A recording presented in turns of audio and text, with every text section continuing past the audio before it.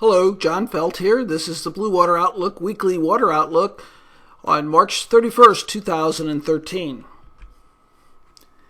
Well, across the nation last week, I said it would be a fairly quiet week with a couple exceptions. And as you can see, the entire west and southwest of the U.S. was rain-free.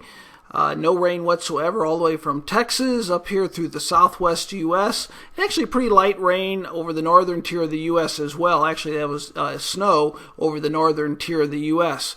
Now, this was the hot spot, and I'll give you a couple seconds or a minute or so to guess what that was. I'll be talking about it in just a bit here. So if we look at the percent of normal precipitation, like I said, I forecast a pretty quiet week, and you can see the areas in red, that's well below normal precipitation, and with some exceptions, very few, almost the entire nation was quite dry over the past 7 days. Well, this is what I was talking about, the hot spot. You can very clearly see it here. Right in this area here, the areas of yellow, green, blue, and purple. This is a very heavy snow band, a record-setting snow band in some areas, including St. Louis. Green is 6 to 9 inches of snow, dark green 9 to 12, blue 12 to 15, and purple 18 to 21. So really pretty amazing amounts of snow right through here for the late part of March. Late in March, you can hold a lot of moisture in the atmosphere, so if you do get cold enough for snow, it can be quite heavy. But look at this. Where is all that snow? Also because of late March temperatures, look at this. There's no snow left over the Midwest in that band right here. Nothing left at all. This is interesting. We're sort of rounding out the end of the season here, sort of how we set the stage early on, and it looks like this is one of the primary snow bands that has been around all season, and look how abrupt this is. It goes from some of the heaviest amounts to nothing over a very short period of time.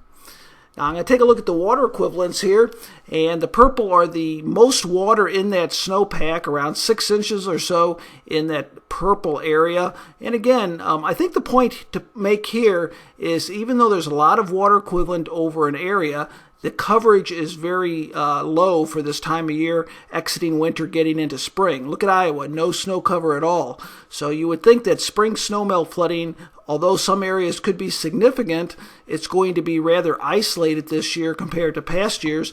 The aerial coverage just isn't all that much. And this is what the NOAA forecast is calling for. Just a very small area of moderate or major flooding in that heaviest water equivalent area from northern parts of North Dakota into parts of Minnesota. Now, the area of minor flooding over the eastern part of the U.S., I wouldn't get too excited about that right now. That's pretty typical to get some scattered flooding here and there. We might actually get some this week over the southeast U.S., but it looks like it's going to be more scattered and more minor, maybe a pocket or two of more significant flooding, but I think it's going to be well below normal when we look at the entire United States for this spring snowmelt season. So every once in a while, I do look at soil moisture percentages because this Blue Water Outlook's all about precipitation and water resource impacts. And what we see here is a couple interesting observations as we head into spring. One right here is the very clear defining line right through here where starting last fall there was recharge from Arkansas, Missouri, Illinois, Indiana, Ohio, and that's in better shape. Green is in better shape as far as soil moisture anomalies. We had the southeast U.S. where there was some improvement, significant improvement, where the drought has really been reduced in that area, as well as the Ohio Valley. On the other hand, this is the area of concern, a broad area of the western part of the Midwest, the Great Plains states, down into the south central part of the nation, and that still is experiencing significant soil moisture deficits. Now, it has been improved a bit, and almost any winter you do see some improvement. I don't think a winter goes past there's not some improvement. But right now, there's still a need for much more precipitation over those areas, especially the areas in red. So last week in the briefing, I talked about the Arctic Oscillation being at a record low level. You can see it here, how it really dipped to the seasonal low and actually a record low level right here. And a point I want to make here is the precipitation, the active precipitation bands are often not so much when it either goes to a high level or a low level, but it's during the transitions from one to another. So keep that in mind, because it looks like we're going to have a number of transitions, and this is the forecast. This is that low level. So here's one transition. Here's two transitions that we're going through now. Here's the third as it dips this week. Here's the fourth as we get into the middle part of the month, and it rises back into a positive territory. Now, if it does that, and most of the ensemble members show that it's going to here, that'll be only the second or maybe third time in a number of months, since at least last fall, that we got into a positive territory, and that's going to be changing the weather patterns, definitely bringing warmer temperatures to parts of the eastern U.S. So the big picture this week, when we get more of a back to a neutral Arctic oscillation, we go into a split flow pattern or a west to east flow. In this case, it looks like it's going to be a split flow pattern this week. We're going to have a northerly branch of the jet stream and a southerly branch.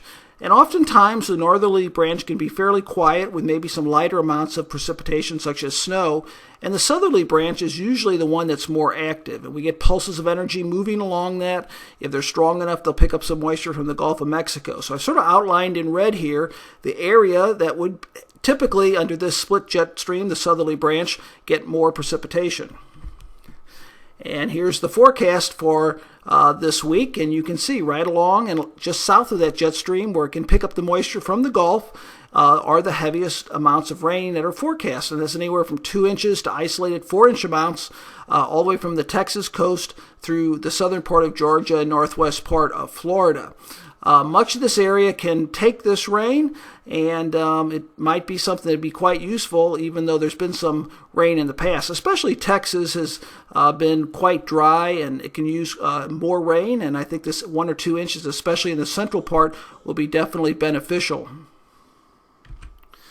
I thought I'd look out a little bit further here because, like I said, when we have these transitions in the Arctic oscillation, this is the first week here, shows some of the broad patterns. This is this week, and this is that northerly branch up here, and this is the southerly branch. Green and blue is active, and red is pretty quiet. Now, if we go the second week, you can see that in the middle part of the country is forecasting a little bit more active, and the eastern U.S. a little quiet, and that most likely is because we're going to get a bowing of the jet stream over the eastern U.S. once that Arctic oscillation goes positive. So the soil moisture changes going through the next week. What we see here is definitely improving soil moisture over the parts of the area that's expected to get the rain, from Texas into Georgia, over the southern part of the southern U.S. and the southeast U.S., and then over the far northern tier of the U.S., over Minnesota and the Dakotas. That could be some snow that occurs late in the forecast period. But for the most part, everywhere else, I do look for continuing drying of soils through a very broad part of the middle part of the nation and much of the Midwest into the Ohio Valley and the northeast U.S. So the takeaway points from this briefing: it looks like a split jet pattern. The northerly jet should be quiet, with some exceptions of some light amounts of snow. The southerly jet will be the active branch, and the action spots this week should be south central U.S. of Texas through the southeast U.S., especially along the Gulf Coast, where there can be anywhere from 1 to 3 inches of rain and locally around 4 inches of rain. Wish you all a happy Easter, and I will be issuing my newsletter this week. I'll be talking more about the outlook and the update from this past winter, and I will be updating the weekly water outlook again next Sunday. Thank you for listening.